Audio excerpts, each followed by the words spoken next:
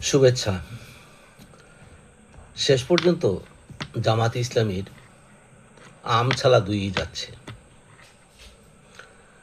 কথা ছিল সংসদীয় স্থায়ী কমিটির 14টির সভাপতি হবে বিরোধী দল থেকে। স্বাভাবিকভাবে মনে করা হচ্ছিল যে অন্তত 13টি পদ তো তারা পাইতই।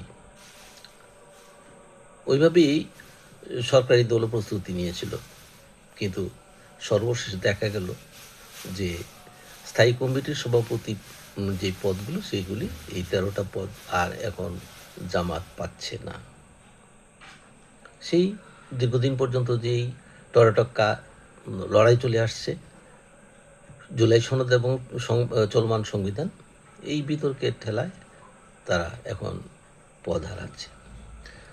অবশ্য বিরোধী দল এই ডাকে তেমন একটা সাড়া দেয়নি, যেমনি সাড়া দেয়নি সরকারি দল থেকে তো ডেপুটি স্পিকার করার কথা বলা হয়েছিল, তারা সাড়া দেয়নি। এইখানেও খুব একটা সাড়া দেয়নি। কিন্তু বিরোধী দল বলছে যে সরকারি দল থেকে এমন কিছু শর্ত আরোপ করা হয়েছে যেগুলো তাদের পক্ষে মানা সম্ভব নয়। কিন্তু এই অভিযোগকে অস্বীকার করেছে সরকারি যে চিফ হুইপ নিজে এটা অস্বীকার করেছেন, তাদের কোনো শর্ত আরোপ করা হয়নি। যাই হোক, এখন এই তারা তো অন্তত সরকারের একটা পার্ট হয়েছে, তো স্থায়ী কমিটির সদস্য মানে সভাপতি পদগুলি পাওয়ার কারণে, বা এমনি এখনও পার্ট, কিন্তু একটু শক্তিশালী হইতো আর কি, সেই সুযোগটা হারিয়েছে। তো সর্বশেষ দুধের স্বাদ ঘোলে মেটানোর মতো তারা যে ছায়ামন্ত্রী পরিষদ গঠন করার একটা ঘোষণা দিয়েছিল।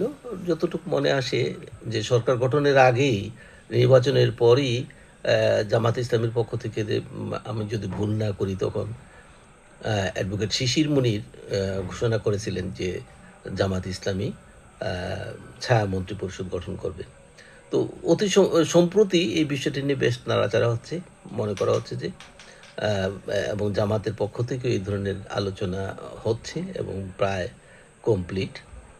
তো এমনি সংবাদপত্রে কে কোন মন্ত্রণালয়ের দায়িত্ব পাবে এমন একটা সংবাদও ছাপা হয়েছে। তো প্রশ্ন হচ্ছে, কিন্তু সেইখানে আবার এই ছায়ামন্ত্রী পরিষদের মধ্যে আবার এনসিপি নেই। তো তালগোল পাকানোর মতো একটা অবস্থা আর কি। সংসদে তো বিরোধী দলীয় চিফ হুইপ হচ্ছে নাহিদ ইসলাম, তিনি এনসিপির নেতা। কিন্তু এইখানে তাদের যে ছায়ামন্ত্রী পরিষদ গঠন হবে, সেখানে আবার তাদেরকে রাখা হয়নি। অর্থাৎ বিরোধী দলের মধ্যে যদিও একটা ঐক্যবদ্ধ অবস্থান ছিল দেখা যায় দৃশ্যত, কিন্তু বাইরে থেকে এটা স্পষ্ট হয়ে গেল যে না, তার সব কিছুতেই তারা এক নয়। এর মধ্যে শোনা গেছে যে জামাতে ইসলামী যে মন্ত্রী পরিষদ গঠন করবে, তার মধ্যে এগুলির মধ্যে তারা বাইরে থেকেও লোক নেবে এবং বিদেশ থেকেও লোক নেবে। এই বিদেশ থেকেও লোক নেবে, নিতেই পারে, এটা কোনো তো বিষয় না। দেশ থেকেও নিতে পারে এবং ইন্টেলেকচুয়াল গ্রুপ থেকেও নিতে পারে। এখন প্রশ্ন এসছে, এটা প্রচার হওয়া বা নাম ঠিকানো আসেনি। তো এমন শোনা যাচ্ছে যে বঙ্গবন্ধু হত্যাকাণ্ডের সাথে জড়িত কিংবা 71-এ মুক্তিযুদ্ধের বিরোধিতাকারী যারা পলাতক আছে বিদেশে এখন পর্যন্ত, সেই 40-50 বছর পর্যন্ত যারা বিদেশে, তাদেরও নাকি করা হবে। তো এইগুলি জামাতের পক্ষ থেকে যদিও এই ধরনের কোনো স্বীকারোক্তি নেই, কিন্তু ইতিমধ্যে এটা চাওর হয়ে গিয়েছে।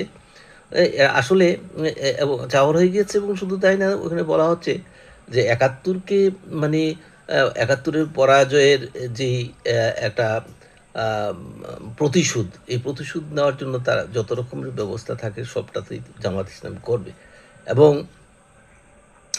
এই কারণেই হয়তো তারা যেই জিনিসটা আলোচনা এসছে আর কি, যে বঙ্গবন্ধু হত্যাকারী এবং বঙ্গবন্ধু হত্যাকারীদের কাউকে, অথবা এই যে বুদ্ধিজীবীদের হত্যাকারীদের কাউকে, কিংবা 71-এ স্বাধীনতার সরাসরি বিরোধিতা করেছে এমন কাউকে তাদের ছায়ামন্ত্রী সভায় স্থান দিতে পারে।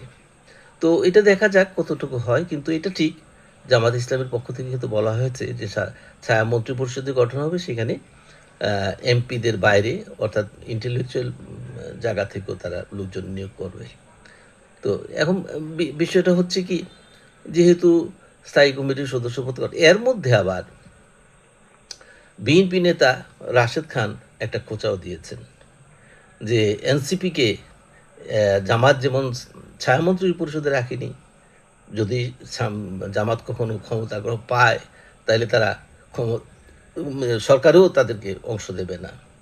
এইগুলো অবশ্য রাজনৈতিক বিতর্ক, রাজনৈতিক আলোচনা হতেই পারে, কিন্তু প্রশ্ন হচ্ছে জামাত ইসলাম এর রাজনৈতিক মোড়টা নিয়ে এবং সরকারের সাথে তাদের দূরত্ব কি বাড়বে কি না সমান্তরাল চলবে সেটা নিয়ে।